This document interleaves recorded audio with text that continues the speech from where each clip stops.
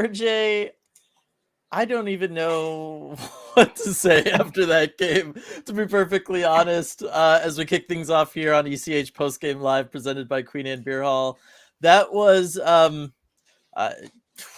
it was a game. I just don't even know. I know, what a game. I'm kind of at a loss for words. I mean, I had things to say, around the second intermission, and at a certain point, I ran out of words for this game. It was crazy game, a classic. Okay, one thing I want to address right off the bat, because I saw your message on the Discord chat saying that it was just terrible because of how bad the defense was. And I'm with you. We'll get into all of that, where they can improve.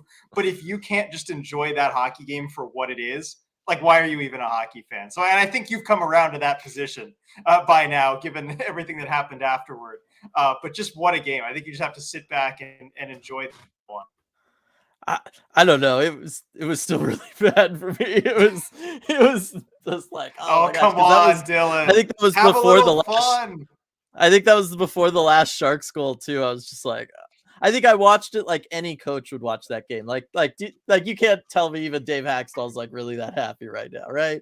No, of course not. But you can't watch that game like a coach. It's just you're gonna ruin it for yourself if you watch that like coach. I tried that until about midway through the second period, and then I realized what I was going to continue to see, that neither of these teams were going to clean this thing up, and so I decided to just sit back and have fun, and I'm happier for it. Yeah, no, it was still a very fun and enjoyable game. The fact that you're getting 7 goals by 7 different Kraken players, like that's a fantastic thing to talk about. I think the number one story for me has to be Oliver Bjorkstrand getting the monkey off his back, getting that second goal. Huge. Finally. He can get out of the 1% shooting range. Maybe this gets him up to like 3. I don't know. That one's fantastic. And the other thing is Matty Beniers picking up 3 points, getting another goal, kind of getting right back into that whole like kind of Calder, like let's go, let's get this campaign off the ground and let's see something happen there. Yeah, huge game for, Oliver Bjorkstrand. You said it all. Just that goal is going to be huge for him. And then Matty Beniers, I thought he had a fantastic game tonight. And so many just highlight clippable plays that I just kept clipping them because there were so many good plays. Yeah.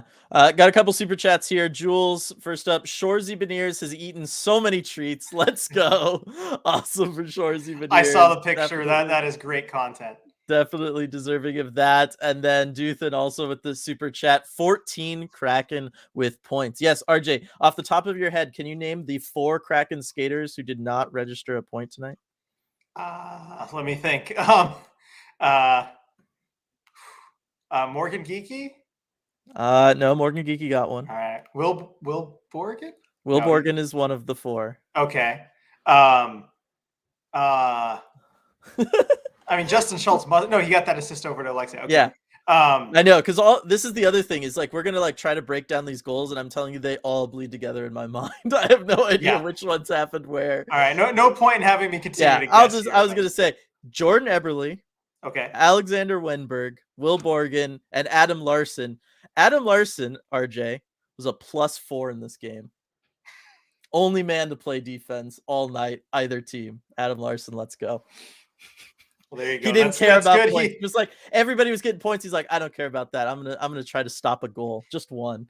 Well, yeah, look at what was going on around him. You think, well, anyone can get a point, but hey, only someone really special can play defense. Exactly. He was probably right in this game. Exactly. So we have like 1,000 comments in here already, and just everybody's having such a fantastic time. Ty, heart rate elevated. Tell me about it, Ty. Jeez. Brian, history, great 8. Medeiros, who is this team? What a game. Like so many what a game comments. Sorry, I'm going to kind of burn through them, everybody. Emotional roller coaster, says Michael. It was indeed. Krakenhawk, we straight up own San Jose. This was a game of adversity. They can use this game as motivation for the big game Friday against the team from the city with expensive drinks but really good buffets. It's well said. Yeah, exactly. This game was just wild, just so back and forth. I will say this also, heck of a game to have Burakovsky on your fantasy bench and Jones in your starting lineup. Bet you enjoyed that one. That being said, as Coop points out, Martin Jones with the windmill 2-pad stack. I loved that save. That was like that was like the one save of the whole game. Like when it happened, I was like, oh my gosh, a goaltender can save a puck in this game. I know it really felt that way. I mean, you noticed it certainly when it happened, but again, in games like this, it's all about timely saves, and everyone Yeah. will say, Max will say that, the goalies will say that. Sometimes just getting a save in a moment like that, can be as important as just getting saves, a Mhm. lot of saves in other points of the game. Yeah. So one of the things that has to be the big standout from this is the fact that, like we said earlier, right? s- Of the 8 goals, 7 were scored by different players of the Kraken. It wasn't until that empty netter for Jaden Schwartz that somebody doubled up in this game.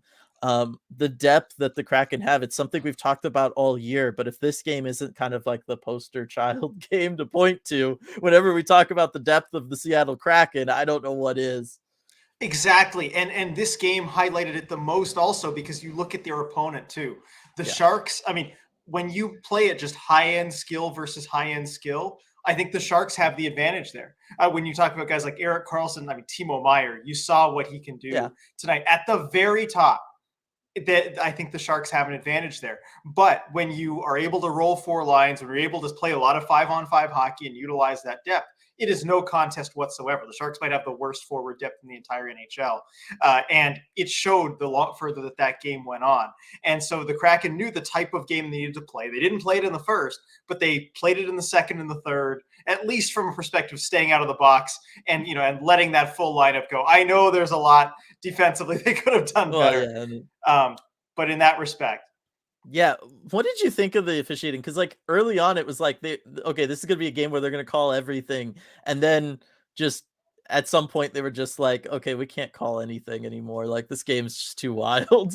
yeah, they called it extremely tight for a while, and I think they just kind of gave up on that and put the whistles away. It The- was an odd one. it's Yeah, yeah, I don't know. they correctly recognize that that is not what is supposed to happen in this game. This game is Yes. supposed to be transition a palooza with just goals coming off of rushes, nobody knowing how to defend anywhere on the ice. Um, yeah, I thought that the depth for the Kraken was just fantastic, and it speaks to the fact that again, something else we've been talking about these last couple of weeks as the Kraken have been better and better is you know all the lines, they understand what they're doing because all the lines are running the same system. This is a team that treats the first line the same as the fourth line. And I feel like that's really benefiting them in times like this. It benefits them then when guys move around the lineup, right? Somebody goes from the third line to the first line or vice versa. Because each and every line on this team wants to play the same way. They want to attack off of transition. They want to try to get that speed game going in the offensive zone. Everybody, like the lines all want to work in that same way as far as, if we're going to have to go in heavy on the forecheck, we want to go in deep and then utilize the defenseman back. Like I think that that doesn't get talked about enough, like whether it's by us or by anybody else, just because that's fairly unique in the NHL to just be like, okay, all 4 lines, same story, same game plan. This is just how we play, and it's just going to kind of be this relentless, you know, sequence of crashing waves. It's just line after line after line is going to come at you, trying to win in transition, forechecking you hard, activating defense. Like that's a lot to throw at opposing teams, and it's not like this that you really see that on full display. Yeah, it is. And you know what it reminds me of? Those early Vegas teams Yeah. where basically they had their philosophy. We're gonna roll these 4 lines to you, we're gonna play the same way, and we're gonna come at you in waves, and especially in transition. That's one of the things that the Sharks players and coaches were talking about this morning. Just saying that like that's what this team does to you. You have to not feed their transition. You have to try and kind of muck the game up and slow things down. And I mean the Sharks were not able to do that tonight. Yeah, no, there was just no way that they were going to be able to. They clearly didn't have the ability to. Yeah. Um, in this one, talked about Maddie, Jaden Schwartz. I mean, just having him healthy. Oh my gosh, what a difference a year makes, and a healthy Jaden Schwartz can do for this team, huh? Yeah, since the start of training camp, I mean, it's been apparent just if this guy can stay healthy, the Kraken are in such a good position there. And I mean, he just delivers every night. Yeah, and then Burakovsky, Jamie Alexiak. I guess that's the other like big one. Then I'll really dive into comments, everybody. But Mhm. Jamie Alexiak coming back too. First game back after missing the last week and a half or so, and picking up a goal, fourth of the season, because we all had that, right? 19 games in or whatever, he's gonna have 4 goals. Yeah, insane the shooting percentage for him so far this season. But good for his confidence to get that goal. I thought he looked a little shaky at the beginning of the game, as you'd expect for someone Right. coming back from an injury like that. Right. But good to see him settle in. And then how about the fact that, kind of a net front goal, done, net front goal. Larson spending some time net front. Larson has been taking shots trying to go far side for like 3 weeks in a row now. He'll get like 2 to 3 shots a game trying to do that. Eventually they'll go in, but He'll hit it also at some point. at some point I think he's just going to shoot near side, like top corner, and that'll be the goal. Like, Yeah. this is gonna be the way it is. Super chat here from CR Bud. Surreal moment. Tanev battling the entire Sharks team behind their empty net at the end. I was like, where are your teammates? He's a terror. That was such that's peak Brandon Tanev, that play.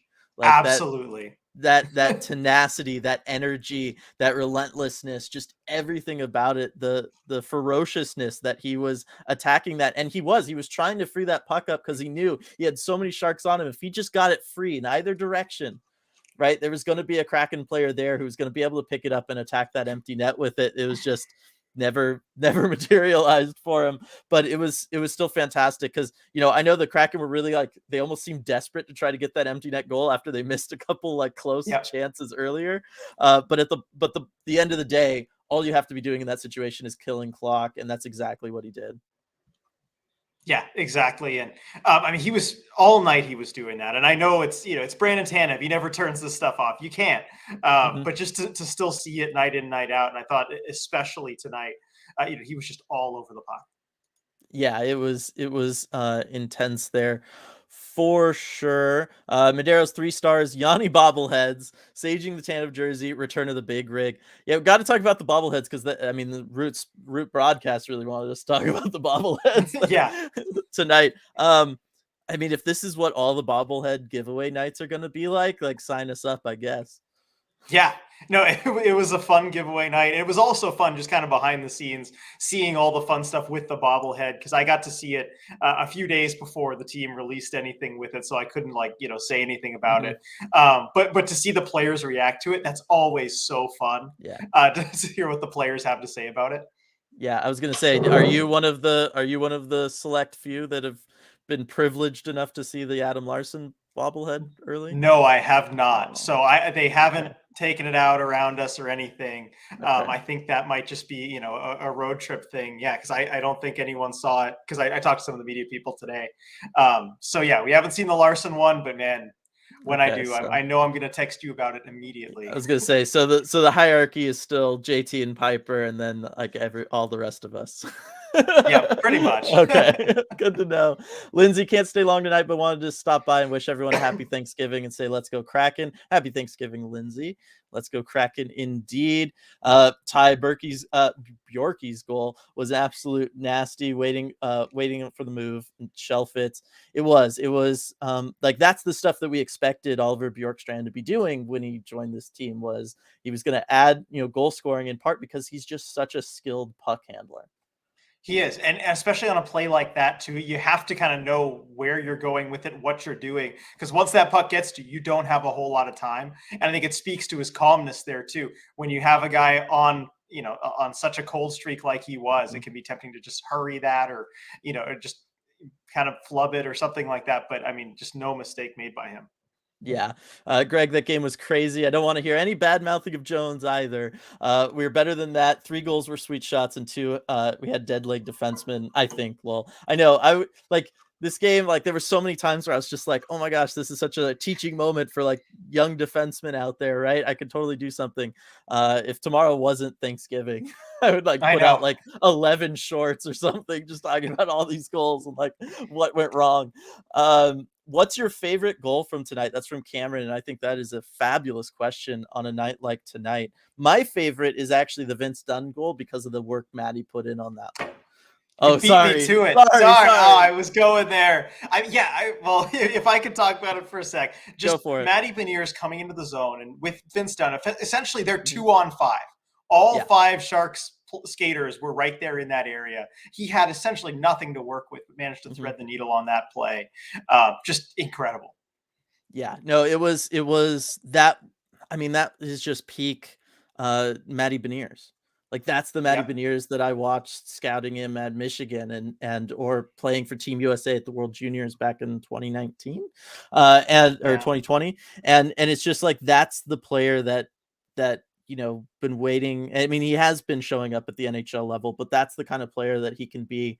And there's just so few people in this world, really, right? Because it's the NHL. These are the best players in the world. There's so few people in this world that are capable of doing something like that, where they can just take the puck, they can muscle through guys, they can skate around guys, they can, deke guys out of their skates and just have that will to move forward no matter what and set themselves up in a situation where they can then set up a teammate on top of it with just an excellent pass, hits him right in stride, like so perfect. It's just a really, really special play. So both on board with that one there. Coop, I give the Sharks and Timo Meyer a lot of credit. They could have folded multiple times, but didn't. I think that's a very good point because, yes, this Sharks team, they were nasty and they really hung around in this one far longer than I think a lot of people thought they would have. Yeah, they stuck with it. They didn't get discouraged. It's something we've seen from the Kraken a lot recently. They kind of had that same mindset, which makes it such a fun game. But yeah, I mean, and Timo Meyer, just an absolute beast. He was not going away at all. And real quick to the bottom of the chat, I just want to say everyone wishing everyone a happy Thanksgiving there at the bottom. We got Pablo, we got Kyle, Joey, Brian, Ayers, Becca, all happy Thanksgiving. Happy Thanksgiving to everyone, and we'll say so at the end and everything. But I don't know if that's. Can you read that in the back? The Happy Thanksgiving sign there on the screen. I don't know. Maybe if people have it full screen, they can. I can't, but I have it small because I got chat on the side. So well, credit to my mom making that sign every day. I know she tried to be festive with it. So. For sure. Gregory just came from the arena. The atmosphere was electrifying. You could definitely pick that up through the TV in this one, but I'm sure for Gregory and everyone else who was fortunate enough to be at that game, it was exciting. And it sure seemed like it at the end there as they were all going for the empty netter. Like you could just tell the crowd wanted that so bad. Yep. And they got it. You love the payoff. Yeah. Let's see. This was an incredible performance by the offense. The arena was so exciting to see too. Yeah, it was fantastic. Errors. Leanne, well, that game got my heart pumping. What a crazy ride.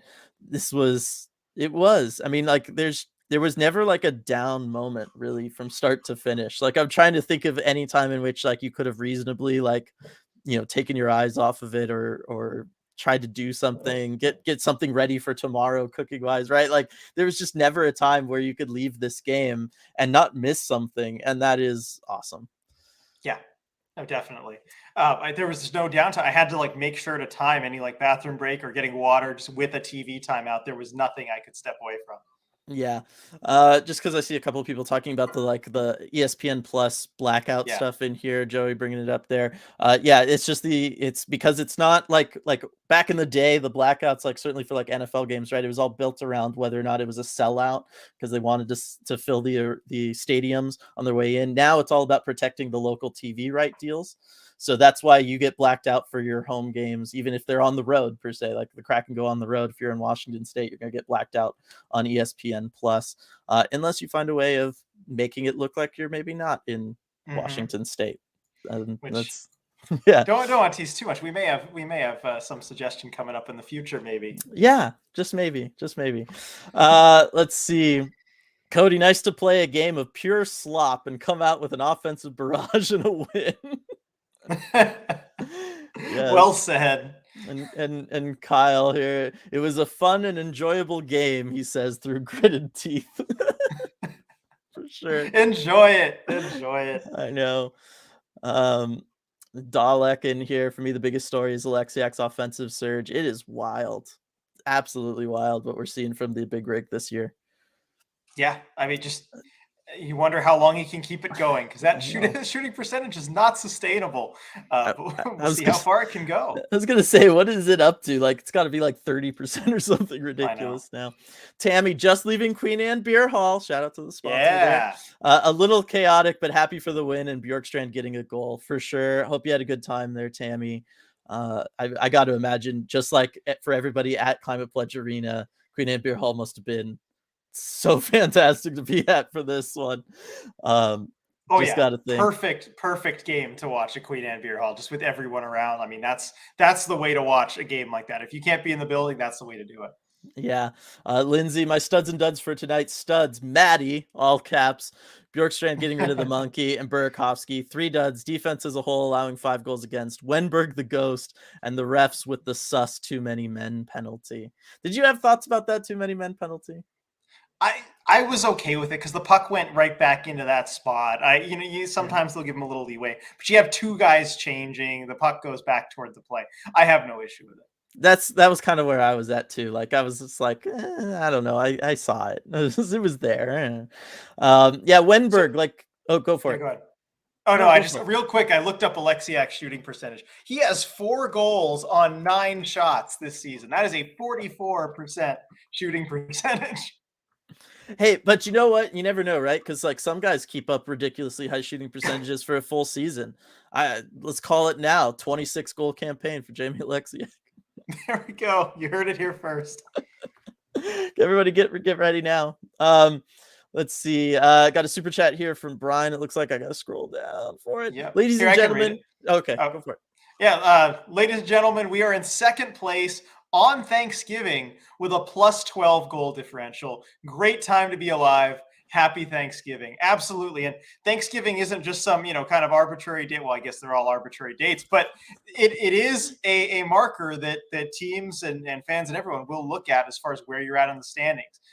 There is a pretty strong correlation as far as playoff positioning on American Thanksgiving versus teams that actually make the playoffs. And so we're here. We made it to Thanksgiving. And that was, I mean, Dylan, you and I were talking about at the start of the season. What was the one thing we wanted? We said, don't be out of the playoff race by Thanksgiving. Cannot afford that again. Well, guess what? We're here at Thanksgiving, and the Kraken are very much in the playoff race. For sure, they're in the playoff race. I'm looking at the standings now. Not only that, I mean, you look at the teams around them. Vegas has played 21 games. Los Angeles has played 22 games. We've only played 19. Like, so not only are we like squarely in the thick of things as far as those top 3 spots in the division, but we've got games in hand as well. One of only 2 teams in the division with a positive goal differential. Like these, like there are some things, like even if we were like, let's say 5th in division and maybe like 6 points out of a playoff spot come Thanksgiving, just if you had told me we'd be plus 12 goal differential, I'd just be like, oh my gosh, this year's so much better than last Yeah, I year. know. You take that all day. I would take that forever. This team is just playing so well. Like we talked about it, the depth is there. All 4 lines are there. The defensemen are contributing in lots of ways. They're getting stellar and solid goaltending, reliable goaltending. Like these are just things that seemed like, pipe dreams last year during certain stretches. So it's all just been a fantastic ride. There's no way around it. Yeah, for sure. And thanks for the super chat, Brian. For sure. George, perfect example of a game where the stats do no favors to the goalies, failure after failure defensively. Thankfully, Jones was there when it mattered and we scored at will. Also, hashtag Beniers Calder watch. Yes, definitely. I'm gonna go to that next and see where he's kind of at with all the other rookies. But yes, this was definitely one of those games where it's like, yeah, defense can matter at the NHL level. It's not just about scoring goals. Makes all the difference. Yes, and Gregory with the lemon lime Gatorade time. I think I left mine in the freezer. I was in a rush to get up here and get this going because I was so excited after the game. I think I left the one I put into the freezer. So I'm gonna have some slushy after this game, Gregory. Nathan, massive W. It was electric inside CPA. Defense didn't play their best, but offense was lethal. Maddie for Calder. Good night. Well, good night, Nathan. Mic drop. Let's go. I know. Glad you enjoyed yourself. It was just a fantastic time. Yep. Start to finish.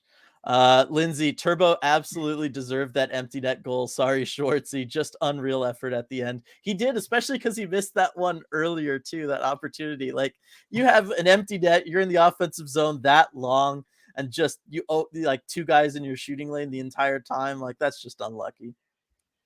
Yeah, totally unlucky. But I mean, they just kept at it. They kept coming in waves. Yep. So after this game, Matty Beniers is going to be 3 points ahead of the next highest scoring rookie so far this season. So decent spot to be in Calder wise. For sure. Let's see.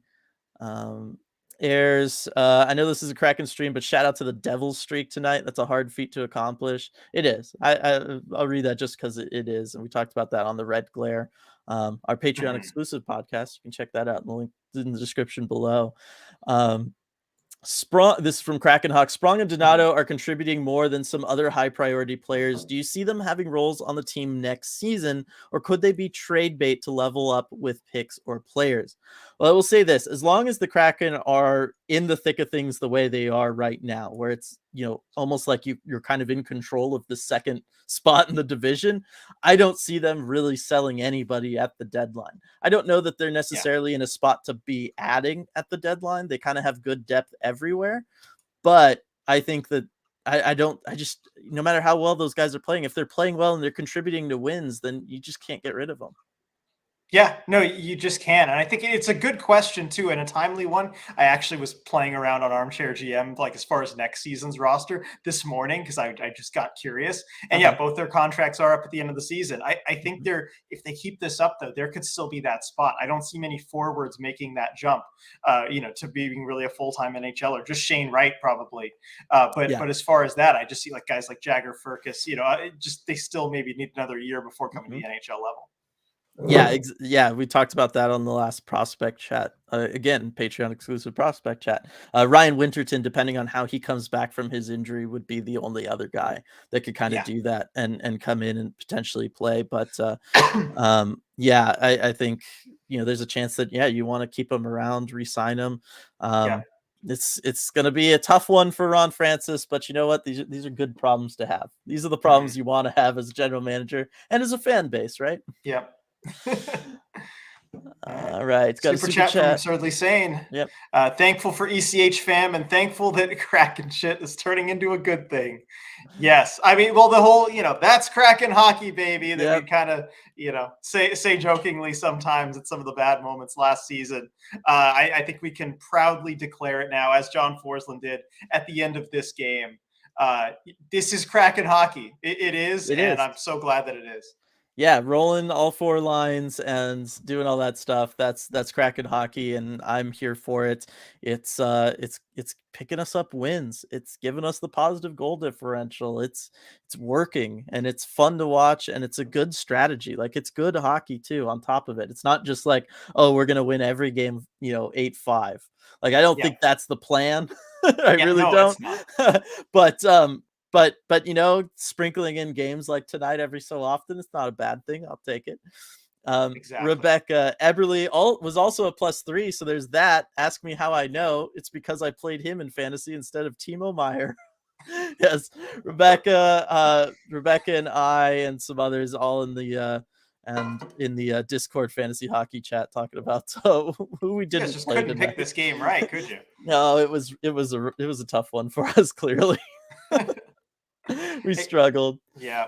I want to read this one from Ayers a little bit further down. 11th game won. It took till January last year to get this previously. I looked it up. January 17th was when the Kraken got their 11th win last year. We're in November. I think that's pretty awesome. Yeah. And I kind of want to tweet that real quick. Go for it if you want to. I like this from CR Bud. Looks like the Kraken need empty net practice tomorrow.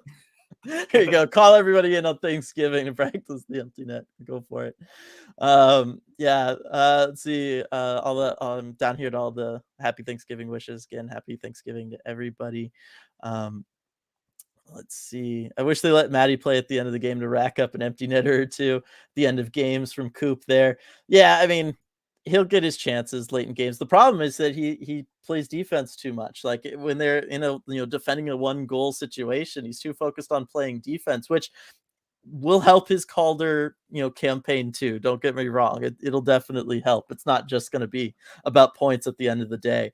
But yeah, the thing that I liked about this one and why I feel like we kind of saw Matty get back on the board in a big way on the scoreboard is this felt like the first game. I talked about it. I don't remember if it was on the deep dive or the last post game But I talked about the idea that Maddie is playing kind of, he's staying out longer than his line mates. He's starting a lot of rushes and then he doesn't have any help. And then he, kind of just gets hung out to dry in the offensive zone and nobody's there for him. In this one, it was almost the opposite. His line mates were always entering the offensive zone and then he was coming back because he was trying to help out defensively. He could see what was going on defensively and that there was some significant problems going on dealing with the Sharks transition. So he was really working hard and playing very deep in the defensive zone to try to help out on all that stuff. And what it meant then was when they were counterattacking, using their own transition game, entering the offensive zone, his wingers were entering the offensive zone, and then he was coming in as the trailer, usually down the slot. Like we saw this on the goal that he scored is kind of the perfect example, right? McCann and the other winger enter the zone, and then Matty comes streaking in down the middle, and they're able to send him the pass. And at that point, the defense is already committed to the wingers. Matty then gets some time and space on the goaltender. And the bottom line is with the shot that he has, with the release that he has, he's going to score on those opportunities far more often then a goaltender is going to be able to make a save. And so I feel like that's the strategy to get Matty going is, hey, get his wingers going, get his wingers more involved, have him be the trailer on the rush instead of the guy trying to lead the rush. I think that's probably what's going to be best for him. Because yes, he set up the Vince Dunn goal by kind of leading that rush and kind of being in that similar situation that we know from last time. It was just Vince Dunn decided to step up and help him out there. But I feel like if we want to see like some of the more highlight stuff, and if we really want Matty to be the offensive threat, like that kind of key piece offensively, we're going to need him to be more in the trailer role where he can take advantage of the time and space that he's going to have because defenses have already committed to other guys. So that was something I noticed about this game was there was far more examples of that happening than I had seen in weeks really for the Kraken prior to it. Bot Dylan. Oh, okay. I come back and we have a bot. Come down here. As Twitter's all glitchy on me. While you handle the bot, yeah. Super chat from Patrick, or did you already read that one? No, I didn't. Okay, super chat from Patrick. Thank you, Patrick. Wait, are we at 500 at home? Is my math right? That sounds right. Yeah. Let's see. Home 6-4-2. So yes. Oh, yeah, 6-4-2. Yeah. Well, that's well, it's above NHL 500. Yeah, no, that's what I'm saying. We're above 500. So awesome. I guess your math wasn't right, but it's better than. Yep. No, hey, that's great. I mean, well, hey, I just choose to accept this as a protest of the loser point, so I'll accept it. Get out of here. Get out of here. Well, big rig for Norris. I mean, I don't know. I think we saw probably the hands-on favorite for the Norris Trophy playing against us tonight, Erik Karlsson, right now. If he keeps the same shooting percentage but just ups that shot count, the sky's the limit. Yeah. Let's see. It ties him for what? 1, 2, 3, 4. It ties him for 5th in the league with 4 goals as a defenseman. So I guess not quite there where he's going to maybe draw that national attention yet. Might also need to clean up things defensively a little bit too. Yeah, just a little. Yeah. Hockey Fork, that was a fantastic first game to take my kiddo to. 2 others for members out with a cold, but holy smokes, what an exciting time. So good to see Bjorkstrand break his snake bite. Oh my gosh, that would be the most amazing game to go to as a kid. Oh my gosh, that would be so much fun. Glad you were able to do that, Hockey Fork. Got to think it was just a fantastic time. Yep. I mean, I saw a tweet somewhere. I think it might have been from Softy, on the radio, saying that like this Kraken team is going to make a lot of people new hockey fans, and it already has. And man, if they keep playing like this, it's just going to get so many new fans. You just got to get into the building and see a game. Yeah, because one of the things that makes like Climate Pledge Arena so special is like how loud it gets, right? Like that's something the players have talked about. That's something, that really struck me the first time I was there. And then certainly when I was there for that 3-game win streak last year, when things are really rolling for this team, the crowd gets so into it and you so feel it. And there's just such an electricity in the air that you're a part of alongside, 17,000 other people. That I think it's one of those, hockey for a long time, it's always been like the best, like in attendance spectator sport. It's just been like, if we could just get people in the building, they'll fall in love. I think Seattle is going to be the like kind of the poster child for that. If you just get people into Climate Pledge Arena to go watch a Seattle Kraken game, they're going to become hockey fans and they're going to become Seattle Kraken fans. And so I just think that needs to be like the next thing. Although we all want to go to the games too, so it's hard to get the new people in there when we all want to keep going to these, right? Because they're a fun time for us too. Joey, how far do you think the Kraken will go? Playoffs, Stanley Cup? What's your thoughts? Right now, I don't see any reason why they shouldn't stay competitive and really kind of in a playoff spot. Like barring, again, injuries, which you can't predict and, will pop up at some point just because that's what always happens. And, something like, I don't know, just goaltenders forgetting how to play. Like, I don't know what it would take almost at this point. You know what I mean?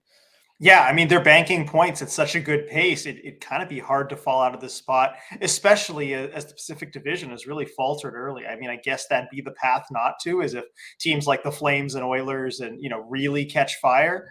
But I don't see otherwise how that happens. I mean, if you really want us to kind of look further, if the events of today run their course into tomorrow, I think this is a playoff team and one that could even win a playoff round.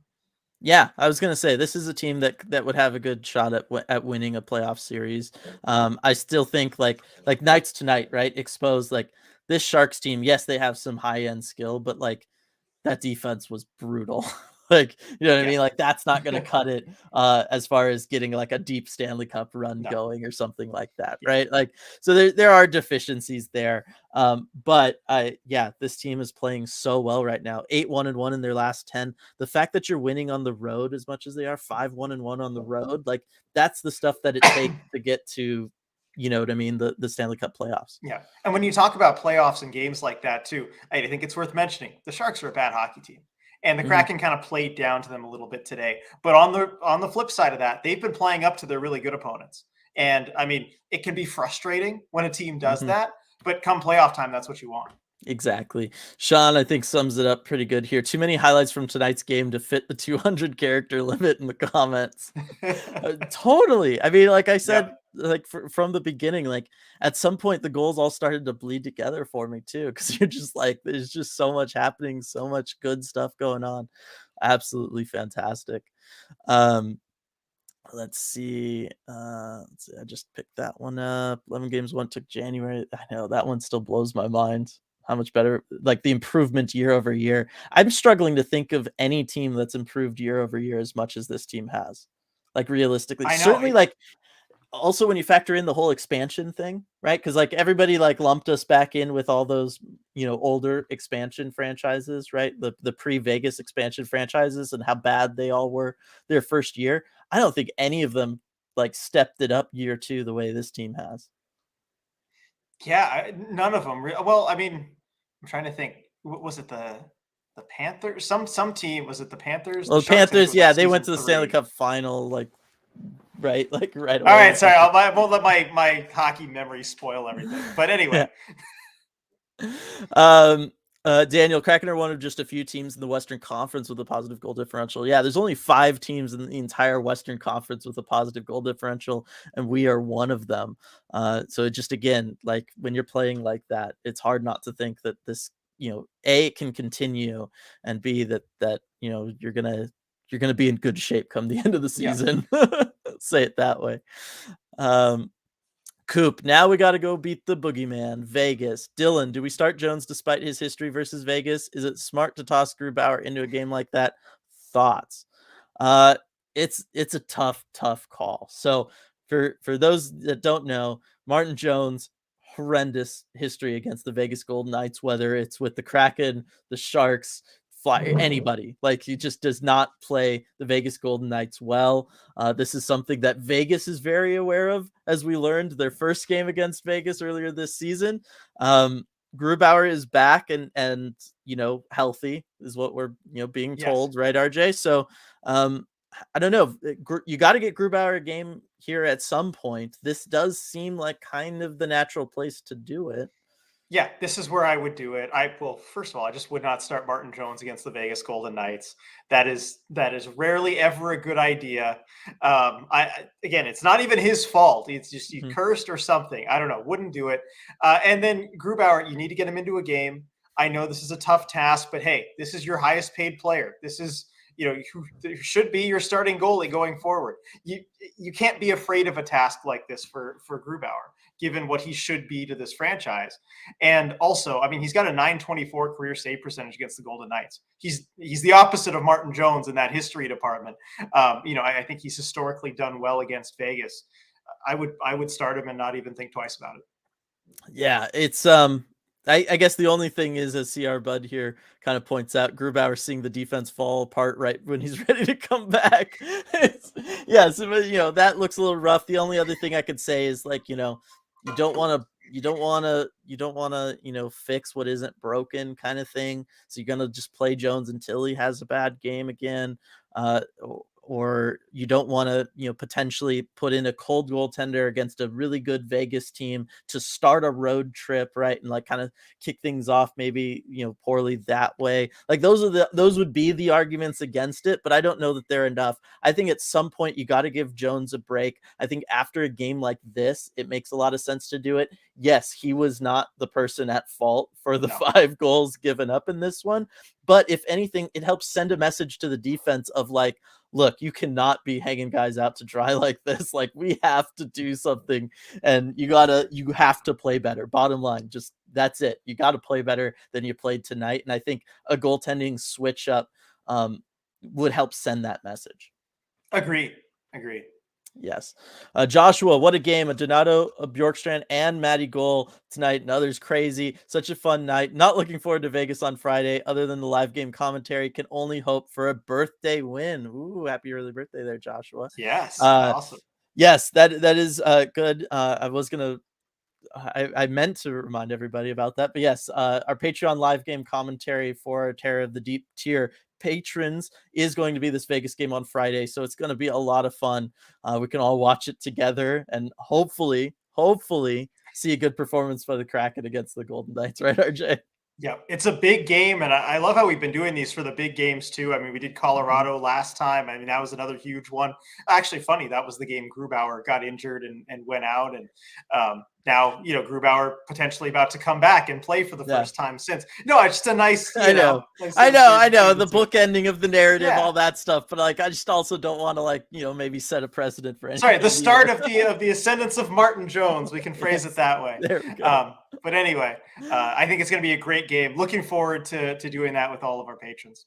Yeah, Stratic. Grubauer does have the superior win-loss record versus Vegas. Jones hasn't beaten them in his last 6 tries or something. Not that it means too much given how much lineups change over the years.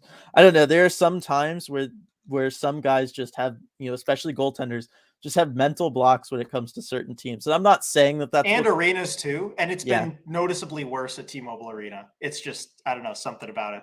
Yeah, I was going to say, I don't know that's, I'm not saying that's what it is with Martin Jones, but I've heard, like retired players, nobody talks about it while they're still an active player, but retired players talk about that in the past, where it was just like, they just, they could just never get over this one team for whatever reason. So of course, hockey being weird as it is, like Martin Jones also just had the best game of his life at T-Mobile Arena. So you never really know what you're going to get, but still.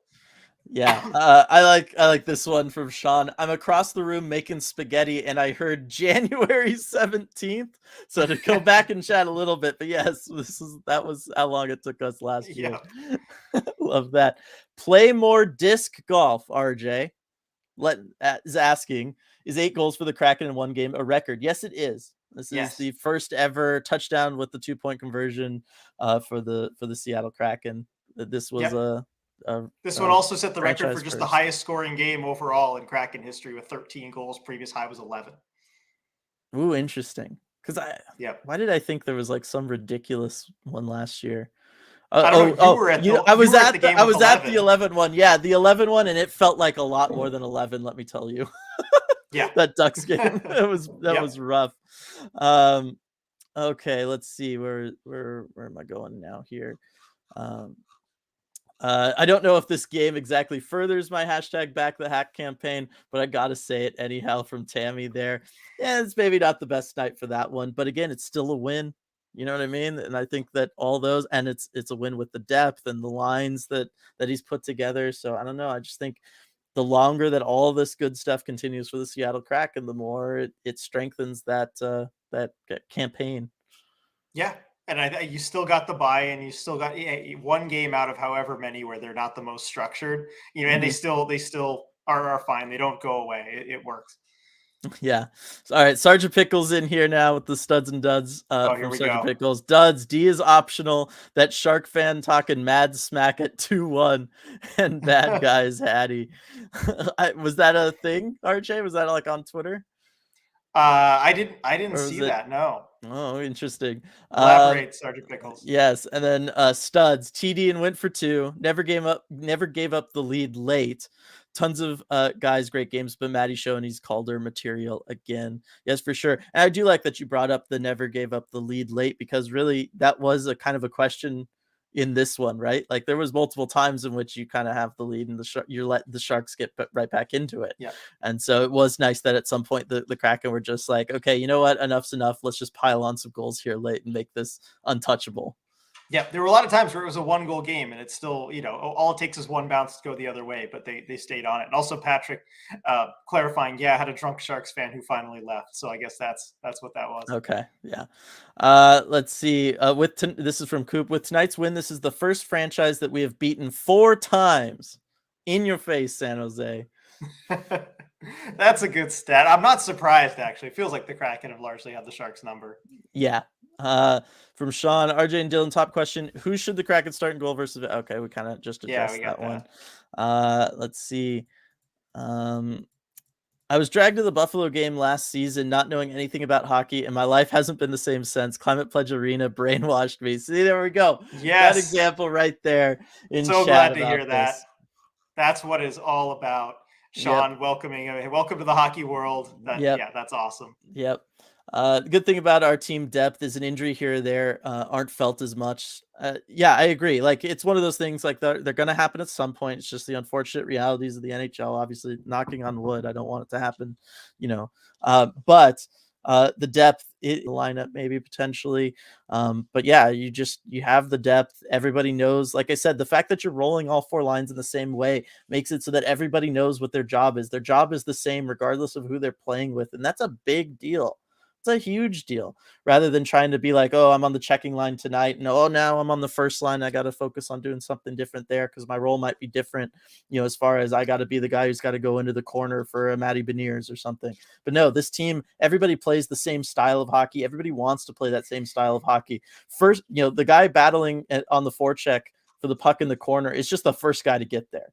Right. It's not like it's one dedicated guy's job on this team. It's just whoever gets there first, you're the guy now in the corner, and everybody else is going to do this around you. So know where your outlets are. And it's in a weird way, it's simplifying the game, but I think it's really been the key for this team these last several weeks. That's right. It does simplify. And I mean, the way that they'll talk about it is F1, F2, F3. And that F1 refers to the first forward going in closest to the puck, F2 the second, F3 the third one kind of hanging back. But it allows you to know exactly what your role is, rather than having to worry about sides of the ice or position. You just know, okay, I'm F1, I'm F2, I'm F3, and you get that sorted out, and it allows you to play with whoever in whatever kind of situation. For sure. I like this one from Kyle. Vegas didn't win a game in 16-17 and then won 51 the next year. That's a pretty good turnaround. I wonder what happened that caused that. I don't know. Maybe we should try to replicate it though. Aaron, good day everyone. I'm sweltering in this heat of spring, and Kraken scoring on it just jumped on me. Sorry. More comments. And Kraken scoring on a downside. They gave up too many goals against Ducks, Sharks, and Canucks. Is it concerning? It's an interesting one because it is like almost playing down to the level of your competition. I don't know. I think we'll find out when we go on the road again. Come back down here to Anaheim. I want to see a good performance in that one. I want to see them do well against that team. I think that would go a long way to kind of easing my concerns. Yeah, I think that Ducks game will be telling, and you can see kind of where the progress is from that first game of the regular season, and kind of a measuring stick there. Yeah, because otherwise, I mean, Vancouver, it's possible Vancouver is just kind of like Vegas. They're just like this nemesis we just struggle with for whatever reason. I don't want that, especially with them being like kind of the regional rival, but it's possible that that's just what's going on. All teams have it. The other one is, San Jose tonight. It's kind of hard to get a read because the San Jose team has been like scorching hot over their last, little bit here. So it's possible that that's just what it was tonight. You know what I mean? Like no one was going to stop Timo Meyer tonight, kind of thing. Right. The Sharks have, like, again, 3 guys in that category where just nobody's going to stop them. And that's what makes them so difficult to evaluate as a team. Yeah. Have a wonderful day out there, Barbara. Hopping back on the bicycle again. Good to have you in Congrats to Belgium on the World Cup win. Very good. I know I haven't been Canada. following that as much as I should have. Canada played a really good game, though. They should be proud of that effort. Awesome. Let's see. I'm working this Friday, so really hoping to see a win on my ESPN app. That's from Jules. Yes, I want to win so bad. Medeiros, I'm happy we beat the giving Anaheim their first regulation win allegations. Oh, did Anaheim pick that one up tonight? Oh, did they? I'm checking. They did beat the Rangers. Hey. There we go. So we don't have to worry about that because I will be honest with you, Medeiros, right? I was thinking that and I was like, I'm not gonna say it because I don't want to like set anything out there. But while we're on Medeiros' comment, really want everybody to go and give a listen to the Release the Fans episode from this month where we talk with Maya, and it was just a fantastic time getting to hear from one of the greatest members of this Kraken fan community. Like, really, it was a fantastic time. Really think everybody have a good time giving it a listen. Absolutely. Such a fun conversation. I mean, if you're watching this, there's going to be a lot of fun stuff in there for you that I know that you guys are going to like. Yeah. Striatic, I do like the idea of sending the message to Gru that he's trusted by starting him versus Vegas. I agree with that. Like, that's another positive. Like, I think if you were to make a pros and cons list, there'd be a lot more pros to starting Grubauer against Vegas than cons. Yeah, agreed. I mean, that's kind of how I weighed it out in my mind, and I mentioned that as well. Is like, again, this is your goalie going forward. Martin Jones, as great as he's playing for you right now, his contract's up at the end of the year, and if he continues to play this well, you probably can't afford to bring him back.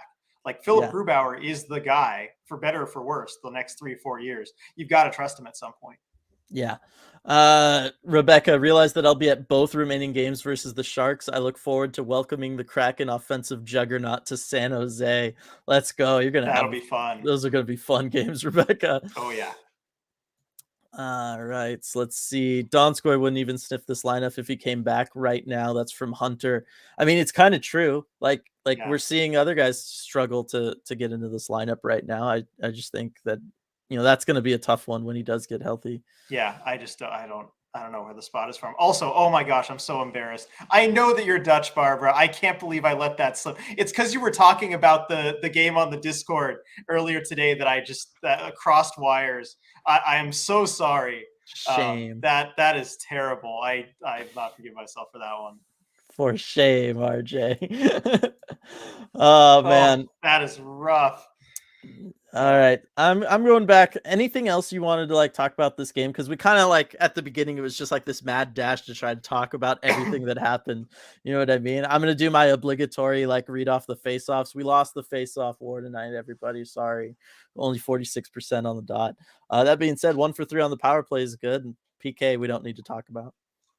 Yeah, exactly. The power play was interesting because I thought they had some really good looks, even though they didn't score 5-on-4, which was, or actually, wait, no, am I thinking they didn't score 5-on-4, did they? I don't remember. That was a long they had the time ago. 5-on-3, and then I remember at second intermission, Ross was talking about how they had 2 power play goals, but they didn't because the other one was on. You're right, because Burakovsky scored before the other one, like by like 2 seconds or something. Yeah, so they didn't score 5-on-4. So I guess, but still, I mean, I thought they had some good looks on the power play. There was one power play I remember where I think I tweeted about it too, where they did everything but score. Like, it looked great. The puck and player movement, everyone looked so much more confident. So I was happy with it personally. Yeah, I was happy with the power play. My question for you and all the listeners out there is, with the power play goal against. All right. And I understand you've only got the 3 defenders out there, but like they were statues.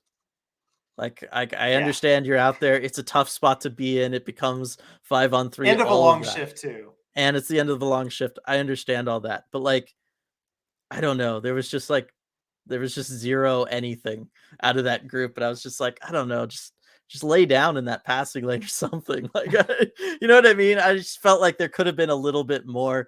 Look, it was a fantastic pass from Eric Carlson. That's a pass that only a handful of players are ever capable of making. But I don't know. I just felt like there could have been a little bit more going on there. A little bit. I think they were tired, and at that point, you go back into your triangle and you just try to hang on, and hope they just take a shot that goes off in the corner somewhere and you can get it clear. It's a real tough spot to be in. Yeah, I was also gonna say it's also not something you exactly like practice. You know No, what I mean? Like a and there's three-man nothing to PK. practice. I mean, you Right. stick to the triangle, you try and take away the passing lanes, but there's nothing to practice there. Yeah. Because I felt like the first portion of that when it was 4-on-3, the Sharks were terrible. Like they were statues themselves for the first bit of that. And I was like, wow, they're never gonna score just standing here. Like, what's going on? Everybody on the ice just wants to stand still for some reason. Um, All right. Let's see here. Sandpipes. Alexiak was on the delayed penalty, so sort of power play. Yeah. And then and I'm new to hockey and confused why putting Jones in the lineup against Vegas instead of Gru is a bad thing, especially since Jones has been hot lately. I would like some insight. So we talked about it a little bit earlier on this post game live, Owen. But to kind of summarize, part of it is just Jones has a really bad history against the Vegas Golden Knights, like really really bad, across all the teams he's played for. So that is of some concern. Part of it is just wanting to get Grubauer back into the lineup and kind of spell Martin Jones, because having a goaltender play so many games the way Jones has had at some point, just historically speaking, leads to them, either getting injured at some point or kind of falling off a cliff production wise. So you want to just spell Martin Jones a little bit. You don't want to deal with goalie burnout. And then for Grubauer, it's, you kind of give him a little bit of a boost of saying like, hey, you're back, you're healthy. We're going to put you in against, the top team in the division because we trust you. And it kind of gives some, provide some confidence to Philip Grubauer as well there. That's another reason to do it. And then also it can also send a message after a game like tonight where the defense played really, really poorly. It can kind of send the message of, hey, you guys got to be better because you really let down Martin Jones tonight and we're putting in a different goaltender. Kind of similar to when a team pulls a goaltender in a game, where you're trying to send that message of, even if it's not that goaltender's fault, you'll still pull the goaltender and make that switch just to send that message to the team and try to wake them up and say, hey, this is unacceptable. Things need to be better. I think Yeah, that's everything we said. Yeah, I was going to say, no, good answer, Dylan. I think you just about covered all the bases. And then, I mean, just one more little bit of context too about why it's so important to get Grubauer's confidence up. If you're a newer hockey fan, may not be following all the contract situation details, but Philip Grubauer is under contract for another 4 years after this one. He's going to be the goalie long term, for better or worse, and that's why it's so important to get his confidence back to where it needs to be. Yeah, exactly. Sean, RJ, and Dylan, thanks for sharing your ECH origin stories on the latest Release the Fans video. Congrats on delivering consistent, great content. Thank you very much, Sean. Glad you enjoyed it. Definitely, again, recommend everybody gives it a listen.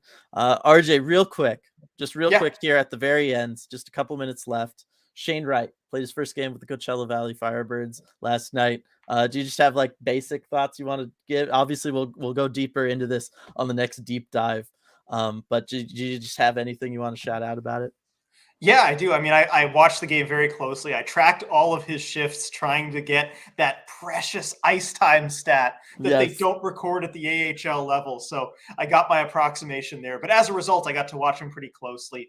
I thought in the first period, didn't do much of anything. I think he was just settling into the game. Mm-hmm. Second period, he got a lot more confident. I mean, everybody, I think by now watching this has seen his goal from that game last night. And I mean, it's just the classic Shane Wright goal, that quick release on the wrist shot, taking it into the zone. The very next shift, he draws a penalty, trying to split the defense. And he looked like the Shane Wright that, we remember from juniors. And I thought that he really started to get things going, and the AHL, it's where he belongs right now, just to build up that confidence. It's a shame that we're only going to get 5 games with him there because, he was getting playing time. He was put in these good situations. Third period, he didn't get a shift for the first 5 or 6 minutes because of all the penalties that they took.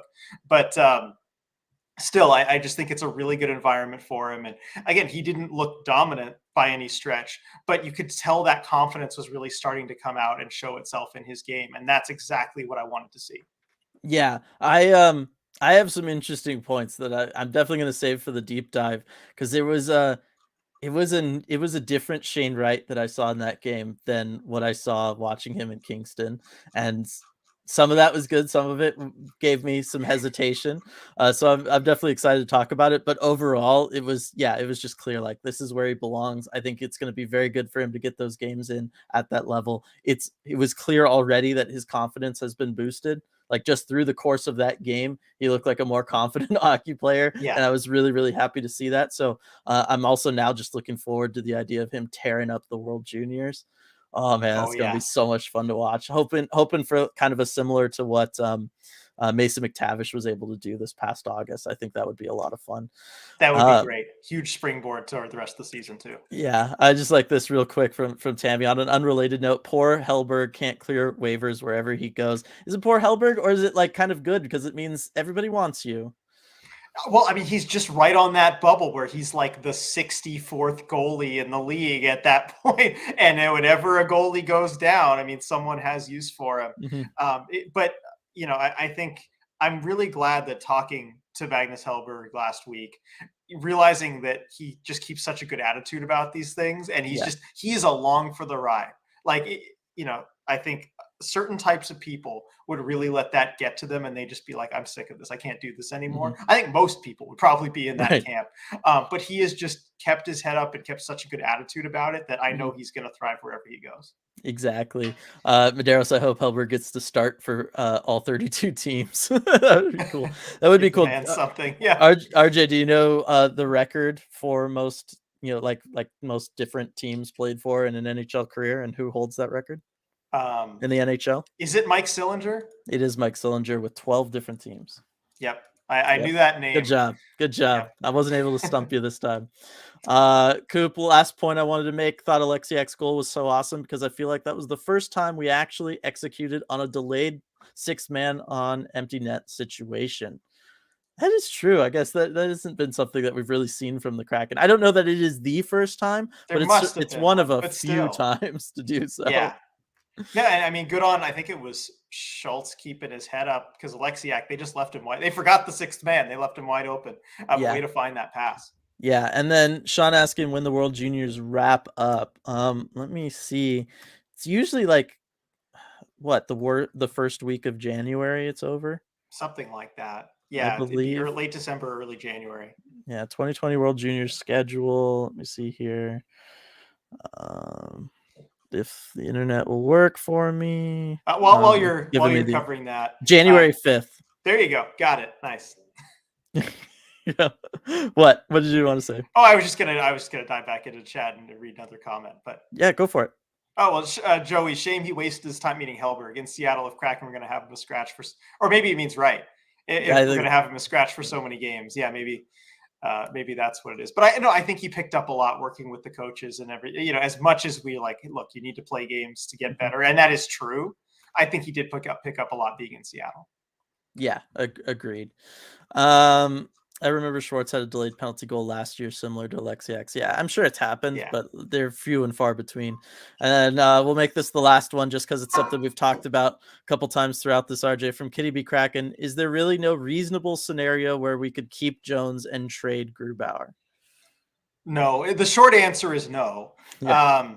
Keeping Jones would be doable. That wouldn't be the hard part. His contract's up at the Yeah. end of the year, and I'm sure with all the success, he would be willing to potentially sign here again. But trading Grubauer is just not an option right now. I don't think any team is going to take on that contract without significant assets attached that the Kraken just would not be in any position to move. Yeah, I mean, it's kind of a similar situation to the Eric Carlson thing, right? Like that To a contract lesser significant. extent, but yes. Well, I was gonna say that contract's like significantly worse, but the player is like playing better, so it's like Yeah. it kind of offsets there.